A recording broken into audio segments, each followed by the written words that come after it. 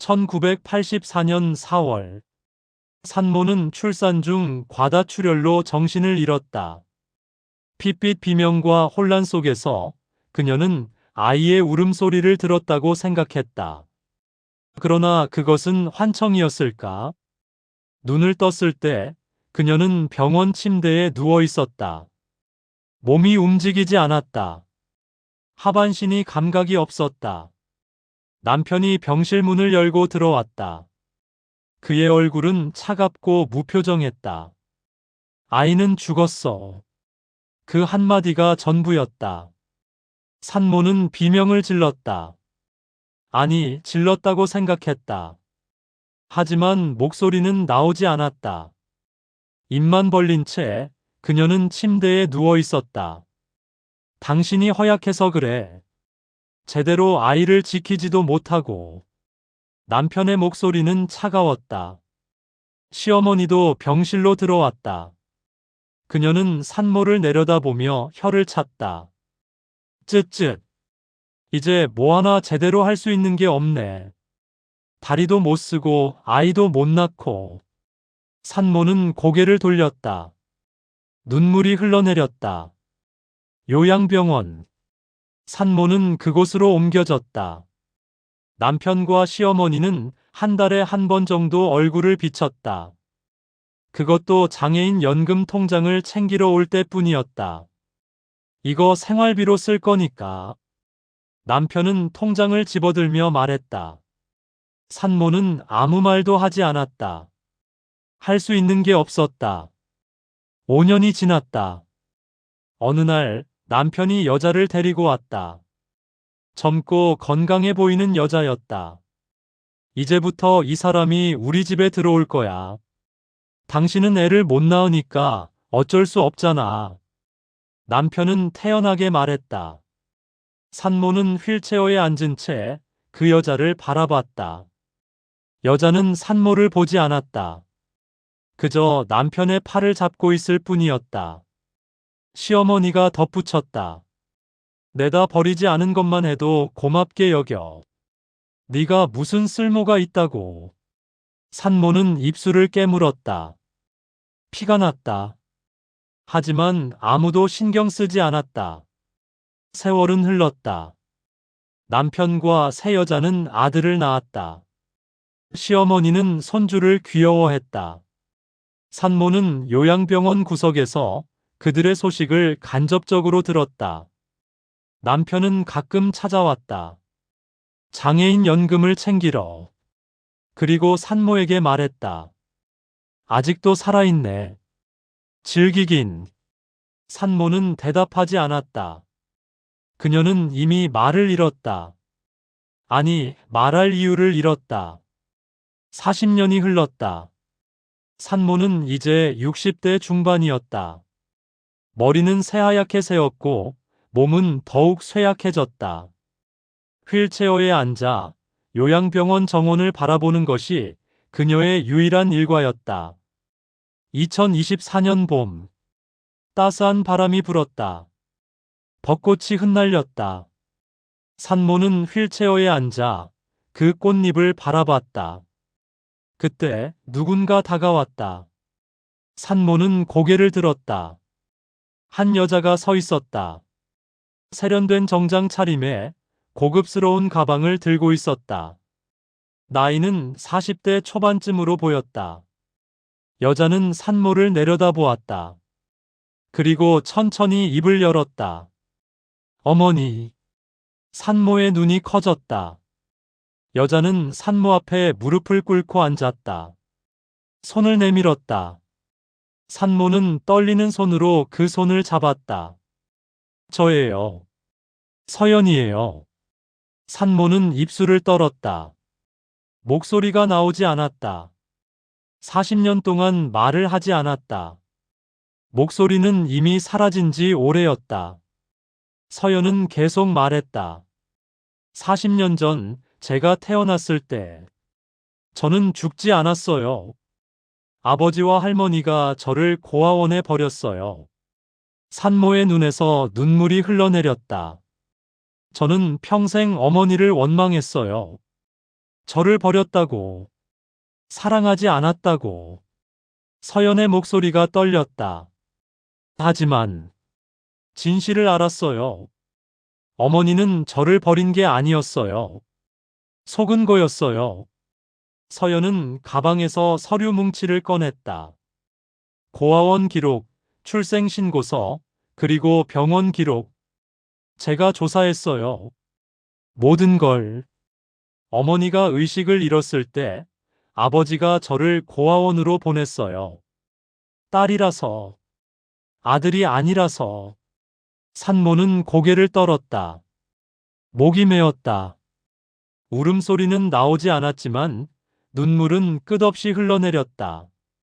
서연은 어머니의 손을 꽉 잡았다. 저는 부유한 부모님께 입양되었어요. 그분들이 저를 키우셨어요. 대학도 보내주시고 사업도 도와주셨어요. 서연은 명함을 꺼냈다. 서연테크 대표이사 김서연. 저는 이제 성공한 사업가예요. IT 기업을 운영해요. 직원 300명, 작년 매출 500억. 산모는 명함을 바라봤다. 떨리는 손으로 명함을 받아들었다. 서연은 어머니를 똑바로 쳐다봤다. 그리고 이제 복수할 거예요. 서연은 어머니를 요양병원에서 데려왔다. 서울 강남의 고급 아파트로 24시간 간병인과 물리치료사를 고용했다. 어머니, 이제부터 여기서 사세요. 제가 모든 걸 준비했어요. 산모는 휠체어에 앉아 넓은 거실을 둘러봤다. 40년 만에 처음 보는 따뜻한 공간이었다. 서연은 노트북을 열었다. 화면에는 아버지의 회사 정보가 떠 있었다. 아버지는 지금 작은 건설 자재 회사를 운영하고 있어요. 직원 20명, 연매출 10억 정도. 서연은 화면을 넘겼다. 그런데 이 회사 재미있는 게 있어요. 주요 거래처가 딱 3곳이에요. 그 3곳에서 매출의 90%가 나와요. 산모는 서연을 바라봤다. 그 3곳 모두 제 계열사예요. 서연은 미소 지었다. 차갑고 날카로운 미소였다. 3년 전부터 제가 우회적으로 계약을 따내줬어요. 아버지는 모르죠. 자기 딸이 자기 회사를 살려주고 있다는 걸. 서연은 노트북을 덮었다. 이제 끊을 거예요. 계약 전부. 그리고 그녀는 어머니의 손을 잡았다. 아버지와 할머니한테 모든 진실을 알려줄 거예요. 누가 그들을 먹여 살렸는지, 그리고 누가 그들을 무너뜨릴 건지. 산모는 고개를 끄덕였다. 40년 만에 처음으로 그녀의 입가에 미소가 번졌다. 한 달 후, 서연은 아버지의 회사로 찾아갔다. 사전 예고 없이. 사장님 계세요? 직원이 당황했다. 예약이? 예약 없어요. 그냥 급한 일이 있어서요. 서연은 태연하게 사장실 문을 열고 들어갔다. 아버지는 책상 앞에 앉아 있었다. 그는 서연을 쳐다봤다. 낯선 여자였다. 누구세요? 처음 뵙겠습니다. 서연은 명함을 내밀었다.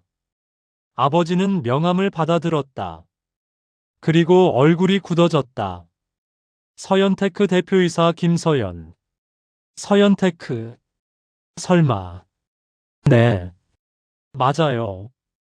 아버지가 거래하는 새 회사 디지털 플러스, 테크솔루션, 그린산업 모두 제 계열사예요. 아버지의 얼굴이 하얗게 변했다. 서연은 의자에 앉았다. 그리고 저는 아버지의 딸이에요. 침묵이 흘렀다. 40년 전 아버지가 고아원에 버린 그 아이. 저예요. 아버지는 입을 열었다 닫았다. 말이 나오지 않았다. 서연은 서류 뭉치를 꺼냈다. 계약 해지 통보서예요. 새 회사 모두 다음 달부터 거래 중단이에요. 잠깐, 그리고 이건. 서연은 또 다른 서류를 꺼냈다. 어머니를 학대한 혐의로 고소장 제출했어요. 장애인 연금 횡령, 유기, 학대. 전부 고소했어요. 아버지는 자리에서 일어섰다. 손이 떨렸다. 내가 감히? 서연은 차갑게 웃었다. 40년 동안 어머니를 버리고 연금을 빼돌리고 요양병원에 방치한 사람이 감이라는 말을 해요? 아버지는 말을 잇지 못했다. 서연은 자리에서 일어났다. 아버지 회사, 다음 달이면 부도 날 거예요. 거래처 다 끊기면 직원들 월급도 못 주죠. 은행 대출도 막힐 거고. 서연아가 아니에요. 서연의 목소리가 차가워졌다. 저한테 아버지 없어요. 40년 전에 이미 끝났어요. 그녀는 문을 향해 걸었다. 그리고 문 앞에서 멈춰 섰다. 참, 할머니한테도 곧 찾아갈 거예요. 같은 소식 전하러. 문이 닫혔다. 아버지는 그 자리에 서서 무너져 내렸다. 2개월 후, 아버지의 회사는 부도가 났다. 거래처가 끊기자 은행도 등을 돌렸다. 직원들은 하나둘 떠났다. 시어머니는 고소를 당했다. 장애인 연금 횡령 혐의로 재판에 넘겨졌다. 남편의 새 여자와 아들도 사실을 알게 되었다. 그들은 집을 나갔다. 돈이 떨어지자 사랑도 떨어졌다. 산모는 강남 아파트에서 따뜻한 햇살을 받으며 앉아 있었다. 물리치료 덕분에 조금씩 몸이 회복되고 있었다. 서연은 어머니 옆에 앉았다.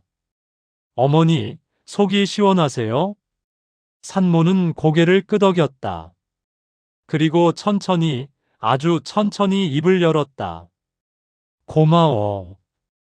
40년 만에 처음 나온 목소리였다. 서연은 어머니의 손을 꽉 잡았다. 눈물이 흘러내렸다. 아니에요, 어머니. 제가 고마워요. 저를 낳아주셔서, 저를 지켜주려고 하셔서. 두 사람은 그렇게 앉아 따스한 봄바람을 느꼈다. 복수는 끝났다. 이제 시작이었다. 영상이 재밌으셨으면 좋아요, 구독과 알림 설정 부탁드립니다.